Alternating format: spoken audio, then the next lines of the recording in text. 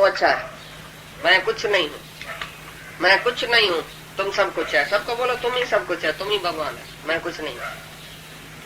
कठोरता का व्यवहार कभी नहीं करना किसी से, बहुत कोमलता से, धीरज से, प्यार से, दया भाव से चलो।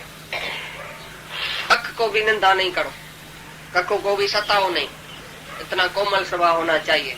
सबके प्रति जो है वो हित से सबका फायदा हो जाए, सबका उद्धार हो जाए, सब खुश हो जाए, ऐसा तुम्हारे अंदर दया भाव होना चाहिए, करुणा होना चाहिए और कोमल स्वभाव होना चाहिए। तो भी लिखे पड़े है भाई ऐसा कर्म करने में लज्जा आनी चाहिए। शास्त्रों में सब बातें लिखी पड़ी है, क्या दैवी संप्रदा का लक्षण है, क्या कैसे आदमी को अच्छा बनना चाहिए, कैसे रहना चाहिए, कैसे उठना चाहिए, कैसे बात करनी चाहिए, कैसी मर्यादा करनी चाहिए, ऐसा सब शास्त्रों में लिखा पड़ा है। और जो उसके विरुद्ध है पाप कर्म, उसी पाप कर्म करने में लज्जा आना। भाई मैंने बस दुनिया में जन्म लिया है, मैं तो खाऊंगा पीऊंगा सोऊंगा भोगूंगा मजा लूंगा, मैं मजे के लिए तो आया हूँ, तो तुम जाके पापी बनेगा। जो बोलता है मैं मजा लेने के लिए आया हूँ तो वो पाप जाके करेगा। एक जवानी होवे, एक किसको पैसा होवे, तंदुरुस्ती होवे, तो क्या करेगा, किधर जाएगा, ज्ञान उसको नहीं है, किधर जाएगा, जाके पाप कर्म करेगा। शास्त्र के विरुद्ध जो चलता है वरना उसको लज्जा नहीं आती है। तुम नहीं बोलते अरे तुम किसका बेटा है, क्या कर रहा है, गलियों में घूम रहा है, किसका बेटा है। ऐसी तरह से तुम भगवान का बेटा होके और माया के गलियों में धक्का खाते हैं, विषयों में, विकार में, गटर में गिरते हैं। बस मैंने खाना है, पीना है, भोगना है, सोना है, सबको ऐसा करना है। तो ऐसी तरह से तुम पाप में ऐसा गिरते जाएगा, गिरता जाएगा। माया तुमको पापी बना देगी अगर तुमको ये ज्ञान नहीं होगा तो शास्त्रों में जो जो कर्म लिखा गया है, भाई ये सत्कर्म है, ये अच्छा आदमी ऐसा करता है, दैवी संप्रदा ऐसी होती है, और ये हैवान का लक्षण है, ये पापियों का लक्षण है, घमंड, हसद, साड़, रेड़, खाड़, क्रोध, जलन, सड़न, दुम्ब, पाखंड, अपमान, ये सब जो है वो खोटा कर्म है। ऐसा तुम करते और लज्जा नहीं आती है तो मानो तुमने शास्त्र कभी समझा ही नहीं। तो जो शास्त्र में मना किया हुआ वचन है, निषेध है, भाई खराबी है, वो तुम कभी नहीं करना। तो ये दैवी संप्रदा का गुण है, जो तुम थोड़ा भी पाप कर्म करेगा तुमको लज्जा आएगी। भाई मेरे ऊपर, मेरे मुंह के ऊपर ये बात नहीं पड़ती है, मैं सत्संगी होके, भगवान का बच्चा होके, अच्छा आदमी होके ऐसा बुरा काम कैसे मैं करूंगा, मैं नहीं करूंगा। उधर तुम नो करेगा, और जो होएगा आसुरी वो जाके बोलेगा हाँ मैं भी करता हूँ तुम्हारे साथ। तुमको कोई आके बोलेगा भाई शराब तो पियो, थोड़ा तो पियो, थोड़ा तो सिगरेट पियो, एक पेग पियो, तुम क्या बोलेगा, तुम नो कर सकता है कि नहीं। लेकिन तुम जाके बोलेगा फलाने ने बोला ना, दोस्त ने बोला, मैं थोड़ी पीता हूँ, दोस्त ने बोला तभी पिया ना, मेरे को थोड़ी इच्छा है। तो तुमको पाप करने में लज्जा नहीं आई। लेकिन जो सच्चा आदमी है, सत्कर्मी है, सच्चा सत्पुरुष है, वो एकदम नो बोलेगा, चाहे सारी दुनिया रूठ जाए। हमारे दादा का एक गहरा दोस्त था बहुत, उसने खाली एक बार ही उसको दादा को बोला आज मेरे साथ सिगरेट जरूर पियो। एक सिगरेट पीने में क्या होता है। उसने बोला हमेशा के लिए तुम्हारे से दोस्ती छूटी, आज से तुम मेरे को शक्ल नहीं देखा। चारी तक उसके साथ कभी नहीं उसकी बनी, दोस्ती को छोड़ दिया। बोला तुम गहरा दोस्त है लेकिन मैं नो करता हूँ, वरना तुम मेरे को फिर कभी नहीं ऐसी बात करना, मैं तुम्हारी शक्ल नहीं देखूंगा। अगर तुमने मेरे को बोला सिगरेट पियो, थोड़ा शराब पियो, थोड़ा ऐसा करो, निकलो इधर से, हमको तुम्हारे जैसा दोस्ती नहीं चाहिए। गहरे दोस्त को भी उसने त्याग कर दिया, क्योंकि उसको पता था कि शास्त्र विरुद्ध कर्म है। और जो होता था ऐसा थोड़ा स्वभाव वाला, बोलता है ठीक है, लिहाज, डर, दोस्ती न छूट जाए, फिर ये जाके क्या बोलेगा दुनिया में, क्या बोलेगा दुनिया में, जाके मेरी निंदा करेगा, भले निंदा करे। ये सब नो का तुमको पावर होना चाहिए पूरा। जो चीज तुमको पसंद नहीं है, सारी दुनिया रूठ जाए, बोलो नो माना नो। घर वाला रूठ जाए, तुम्हारी स्त्री त्याग कर देवे, तुमको बच्चा त्याग कर देवे, वो अच्छा है। तुम अपने धर्म से कभी नहीं गिरना। भीष्म पिता मैंने एक दिन कसम उठाया, बोला सूरज अपनी रोशनी छोड़ दे, चंद्रमा अपनी शीतलता छोड़ दे, धरती अपनी किमिया छोड़ दे, फलाना अपना ये गुण छोड़ दे, लेकिन मैं ब्रह्मचर्य में रहूंगा। ऐसा कसम उठाया था एक दिन। और सारी उम्र वो ब्रह्मचर्य में रहा। सारी दुनिया मेरे को आके बोले तो मैं अपने धर्म में रहूंगा, सारी दुनिया का त्याग कर दूंगा, लेकिन मैं अपने धर्म में रहूंगा। जब तक ऐसा तुमने कसम नहीं उठाया ना उसी जैसा, तब तक तुम एक भी पाप छोड़ नहीं सकेगा, एक भी इच्छा छोड़ नहीं सकेगा। फिर वो इच्छा तुमको गुलाम करेगी। एक दिन ऐसा कसम उठाओ जैसे विषम में पिता में कसम उठाया था। ऐसा दृढ़ विश्वास नहीं रखेगा तब तक तुम ये माया से छूट नहीं सकेगा। मैं धीरे धीरे छूटूंगा, धीरे धीरे इच्छा छोड़ूंगा, धीरे धीरे मोह छोड़ूंगा, धीरे धीरे धंधा छोड़ूंगा, धीरे धीरे सब करूंगा। कोई नहीं करता है, कल तुम होएगा ही नहीं। जो धीरे धीरे करेगा वो कल होएगा ही नहीं। जिसने धीरे धीरे बोला वो धीरे धीरे बैठ गया उधर, वो गधे की गाड़ी में आ रहा है। और आजकल जो लिफ्ट और हवाई जहाज है उसमें जो चढ़ता है वो एकदम जाके पहुंचता है। उसके लिए फी और पैसा खर्च करना पड़ता है। हवाई जहाज के लिए बड़ी फी है, तो मुक्ति के लिए भी बड़ी फी है। तुम फी नहीं देगा, ये बदकर्म नहीं छोड़ेगा, तो बाकी तुमको दैवी संप्रदाय लक्षण बाकी कैसे हुआ? आगे चल के आसुरी संप्रदाय का लक्षण सुनाएगा तो क्या क्या लक्षण है उसका। एक एक बात के लिए अंजाम करो अपने से, गुरु के सामने, भगवान के सामने, संगत के सामने ऐसा अंजाम करना चाहिए। जो जो तुम्हारे में आदत है छोड़ नहीं सकता है ना, बीच में बैठ के बोलो भाई आज से मैं ये आदत छोड़ता हूँ। संगत तुम मेरे ऊपर मेहर का हाथ घुमाओ, करो आशीषा संगत सारी, रह जिए चे प्रेमी पछाड़ी। भाई सारी संगत की हमारे ऊपर आशीषा होवे कि हमारी रह आए सारी उम्र भगवान से, रह जिए चे भगवान ऐसा, तो सचमुच उसकी मेहर होती है भगवान की, और तुम सब कुछ छोड़ सकते हैं। ये बदकर्म तुम्हारा छूट जाएगा सारा।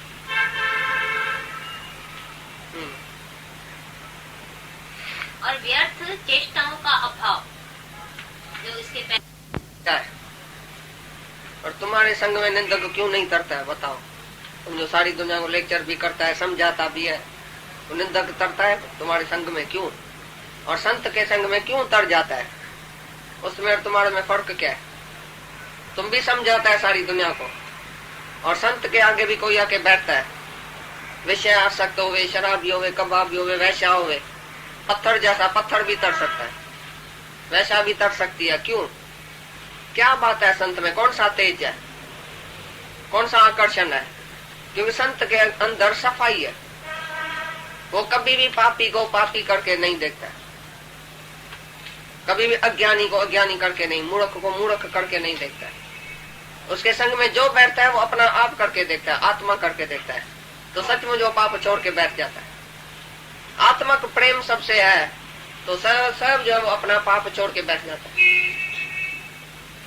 बोल रहे उसमें तेज है, दैवी संप्रदाय वाले को तेज होता है, जो उसके संग में कैसा भी पापी है वो तर जाता है। निंदक भी तर जाए, चंडाल, चोर, निंदक, पापी सब तर सकता है संत के संग में, क्योंकि संत उसको अपना आप करके देखता है, अपनी मीठी आत्मा देखता है, उसको दोष नहीं देखता है उसका, भाई ये ऐसा है, ये ऐसा है, ये ऐसा है, सूंघता नहीं है ये पापी है कि पुण्य है। पापी पुण्य आखर ना कड़ करना लिख ले जाए, आपे बीज आपे ही खाए, नानक हुक्म में रहा समय। पापी पुण्य कोई बोलने से नहीं होता है ये पापी है ये पुण्य है, उसका अंदर का कर्म क्या है वो तुमको क्या पता। आपे बीज आपे खा, जैसा बीज उसने बोया है तैसा ही खा रहा है, तेरा की उसमें। तुम क्यों किसको पापी और पुण्य देखता है? तुम किसको जान भी नहीं सकता है ये पापी है ये पुण्य है। बाहर से कोई पापी भी है, अंदर बहुत पुण्य है। बाहर से कोई ऐसा कर्म उसी से बद कर्म समझो हो भी गया है, लेकिन वो अंदर बहुत शुद्ध है उसी बात में, अंदर वो पछता रहा है, रो रहा है, भाई मेरे से ये पाप क्यों हुआ। लेकिन तुमने किसका पाप कर्म देखा, बस उसका नाम रखेगा ये पापी है। और किसका तुमने दान पुण्य देखा, सत्कर्म देखा, बाहर से टिकाने मंदिर में आया, शास्त्रांग प्रणाम किया, हाथ जोड़ा, पांव पड़ा, तुम ये बड़ा अच्छा आदमी है, और अंदर पता नहीं क्या है उसको। बाहर ज्ञान ध्यान स्नान अंतर व्यापे लोभ स्वान, तुम कैसे बोलता है ये पापी है ये पुण्य है? इसके लिए संत बोलता ही नहीं है कुछ, ये पापी है पुण्य है। अपना कर्म क्यों बनाए? जज पहले ही नहीं फैसला करता है ये पापी है ये पुण्य है, दोनों तरफ वाले आके बैठते हैं। जज दोनों को ऐसा नहीं समझता पहले ही इसने खून किया होगा, कभी भी नहीं। जज को असल ये शिक्षा मिली हुई है कि तुम पहले ही किसको खराब नहीं समझना, पीछे वो दोनों जब भी लड़ाई करेगा आपस में तो आप पे ही फैसला होएगा। आप ही वो दोष में आ जाएगा और खुद बोलेगा अपनी जुबान से, हाँ मैंने ऐसा किया। उसका वकील आपस में झगड़ा करके ऐसा कायदा कानून होएगा जो आप ही एक जो है वो नीचे हो जाए, भाई बराबर मैंने हारा है, तभी जज फैसला करता है। तो भगवान भी ऐसा है, गुरु भी ऐसा है, किसी को भी पहले पापी पुण्य नहीं देखता है। कैसी गल हुई? संत का तेज, हाँ तेज, क्षमा, ये धीरे धीरे काम है उसका कच्चों का। जो तमोगुणी आलसी जो होता है वो बोलता है धीरे धीरे करूंगा, और धैर्य की बात ही दूसरी है। समझो तुम पहले दही नहीं जमाते हैं, धीरे धीरे जमाएंगे, फिर जमाने के बाद जल्दी देखते हैं तो अधीरज होकर देखते हैं, पर जमा ली दे उसके बाद तो धीरज चाहिए, ये रखा रहे जम जाएगी अपने टाइम पर। ऐसा इस रास्ते पर तुम आ गया, आत्मा क्यों नहीं दिखता है, ऐसा क्यों नहीं होता है, ऐसा तो क्यों में आत्मा चला जाता है, और भी अधीरज पढ़ने में आत्मा भगवान सब चला जाएगा, अंदर में विक्षेप और भी रहेगा। पर इस रास्ते पर आया है तो महान धीरज वाले का काम है, बहुत धीरज रख कर देखो तो शांति में भगवान आप ही दिख जाता है। में वो बहुत धीरज वाला है, बहुत धीरज चाहिए। कोई भी हालत सामने आवे तुम अधीरज नहीं हो जाओ। अब कैसा होएगा, अब क्या होएगा, अभी क्या कैसे होएगा, कब होएगा, कब और क्या और कैसे उसके अंदर में नहीं है। धीरज है उसके पास बहुत। बोल रहा है धीर पुरुष के लिए ये ज्ञान है। धीर पुरुष माना हर बात में उसको धीरज है, शांति है, तक्कड़ नहीं है, हड़ नहीं है, रजोगुण नहीं है, हर बात में वो धीरज करता है, शांति करता है। हाँ, भी दुश्मनों से डरेगा। दुश्मन अंदर बैठा है, तुमने किसी से दुश्मनी किया है तो उसी से तुम डरेगा। समझा बात? बाकी दुश्मन कोई नहीं है दुनिया में, तुमने ही किसको दुश्मन बनाया है, तभी उसी दुश्मन से फिर तुम डरेगा। तुम हिंसक है, हिंसा तुम्हारे अंदर है तो बाहर से तुम डरेगा। और दूसरी अंदर बाहर की शुद्धि जो बोला, तुम जो पैसा कमाते हैं उसमें रुश्वत लेता है, ब्लैक मार्केट करता है कि जल्दी जल्दी मैं शाहूकार बनूं, जल्दी जल्दी मैं पैसा इकट्ठा करूं, पीछे छोड़ के तो इधर ही जाएगा, किसको दे के जाएगा और किसके लिए ये पाप करता है। अंदर बाहर की शुद्धि में ये भी बताया है कि जो द्रव्य है, जो पैसा है, वो तुम कैसे कमाते हैं। सच्चाई से कमाते हैं कि एक पैसा भी रुश्वत किसी से लिया है, या ब्लैक मार्केट करके जल्दी जल्दी पैसा कमाना चाहता है, शाहूकार बनना चाहता है, झूठ मूठ करके सरकार से झूठ, उससे झूठ, ब्लैक मनी रखेगा, पीछे नींद पिटेगी। तो बोलता है ये अनाज जो है तुम्हारा वो भी अशुद्ध है। जो पैसा तुम कमाता है अशुद्धि से, पाप कर्म करके, किसका गला काट के जल्दी जल्दी तुम शाहूकार हुआ है, फिर उसी से जो अनाज लेता है वो अनाज जिसको खिलाएगा वो भी पापी होगा और तुम्हारा अंदर भी अशुद्ध होगा। तुम जाता है ना किसी शाहूकार के घर में रोटी खाने के लिए, ये मेरा भाई है, ये मेरा बहन है, ये मेरा दोस्त है, ये बड़ा बड़ा शाहूकार है, उसने कैसे कमाया, कैसे उसने अनाज लिया, कैसे तुमको खिलाया। इसके लिए जिज्ञासु को कहाँ भी खाने का जरूर नहीं है, किसके घर में भी नहीं। पहले तुम अपने से पूछना कि कैसे तुम कमाते हैं, और उसका खाना नहीं खाना कभी। अंदर बाहर की शुद्ध है, शुद्धि है उसमें, दैवी संप्रदा वाला है जिसके घर में तुम जाता है। और ये मेरा दोस्त है, होटल में लेके जाता है, हमारा दोस्त है, अरे एक चाय का कप होटल में पिया किसी दोस्त का, तुम्हारा अंदर अशुद्ध हो जाएगा। काय के लिए किसका चाय का गिलास भी पिया, और चाय का कोप पी के रुश्वत दे के तुम ऑफिसर से बड़ा बड़ा पाप कर्म कराते हैं, तो एकदम तुमको साइन लिख के देगा, भाई ऑफिसर आया चाय कोप हम पिला के और उसी से फलाना काम लेता है। तो तुम्हारा ऐसा काम है, तुमको पैसा ही चाहिए, तो पैसा आकर करेगा क्या, किसके लिए तुम ये पाप कर रहा है, तुमको अकेला हिसाब देना पड़ेगा।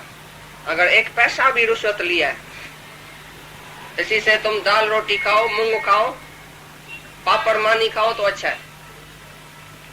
दाल रोटी खाने वाला कभी खुटेगा नहीं। तुमको जो आके ऐसा होता है, भाई मेरे को ना पैसा खूट जाएगा, अगर मैं ऐसा नहीं कमाऊंगा, शाहूकार नहीं बनूंगा, पैसा खूट जाएगा, मैं गरीब बन जाऊंगा।